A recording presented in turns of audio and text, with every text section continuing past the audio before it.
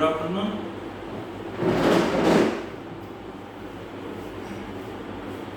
We have to continue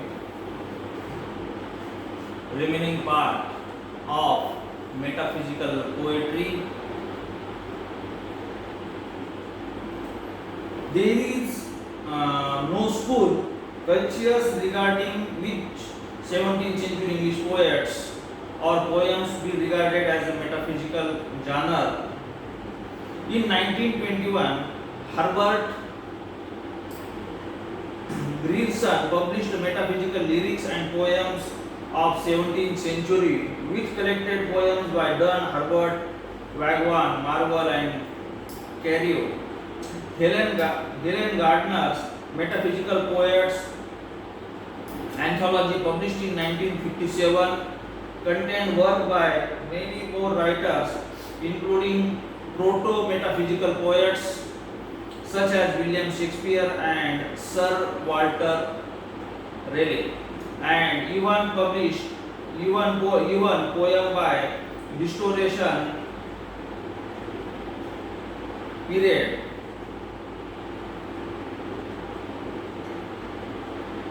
As Burrow remarks in Gardner's anthology, the all-thinking, all-feeling metaphysical poets were becoming virtually coextensive with 17th century poetry.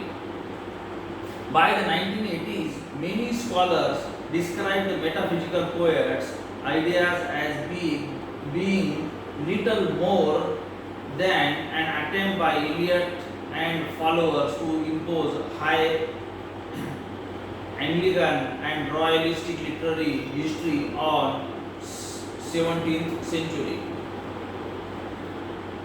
English poetry. But in Burrow's view, the metaphysical poets' label still retain much value. For one thing, John Donne's poetry had considerable influence on subsequent poets who emulated his style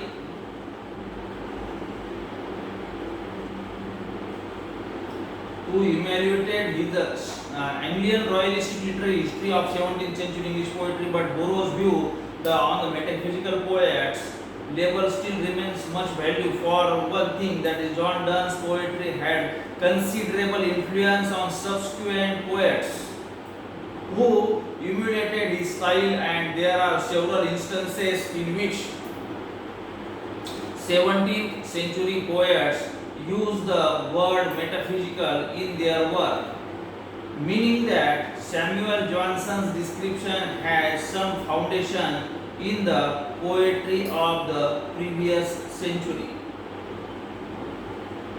The contribution of metaphysical poets to English literature.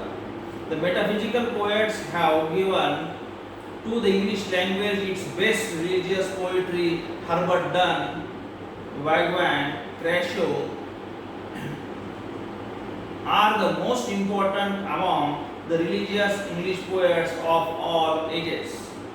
In the field of love poetry too, the contribution of the metaphysical is considerable and quite important from the historical point of view, even in the ruggedness and occasional vulgarity of their diction, and that made the poet realize that the smoothness of numbers alone does not make for great poetry.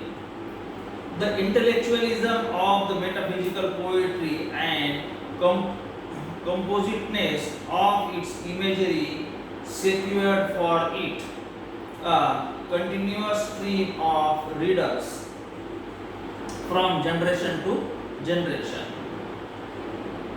Metaphysical poets like Donne use complex, dramatic and expressions and variety of literary devices like extended conceits, paradoxes and imagery in colloquial or personal language, and challenges ideas of morality, tradition, love, and It is intellectually inventive, even jarring sometimes because it mixes and links two unlike things to create extended metaphor and anecdotes that is unique in comparison to previous poets of his era, particular Edmund Spenser. Conceit is an elaborate, extended, and starting comparison between the two dissimilar things. A conceit may be brief metaphor but usually forms the framework of an entire poem. In English, there are two basic kinds of conceits, Petrarchan and metaphysical. The Petrarchan conceit is a type of figure imitated from the love poem of the Italian poet Petrarch. Here in the subject of the poem is compared in the subject, in the some-subject, some object, rose, a garden, etc. The metaphysical conceit, on the other hand, is a comparison which complex starting and highly intellectual dissimilar. It is characteristic of 17th century poet John Donne and his followers, or the poets of his period. Metaphysical conceit are the central importance in the metaphysical poetry. A metaphysical conceit is usually classified as a subtype of metaphor and elaborate and strikingly unconventional or supposedly far-fetched metaphor, hyperbole, contradiction, simile, paradox, or oxymoron, causing a shock for the reader by the obvious distance between or stunning incompatibility of the object compared. One of the most famous conceits is John Donne's valediction, forbidding mourning, a poem in which Donne comprises two souls in love to point on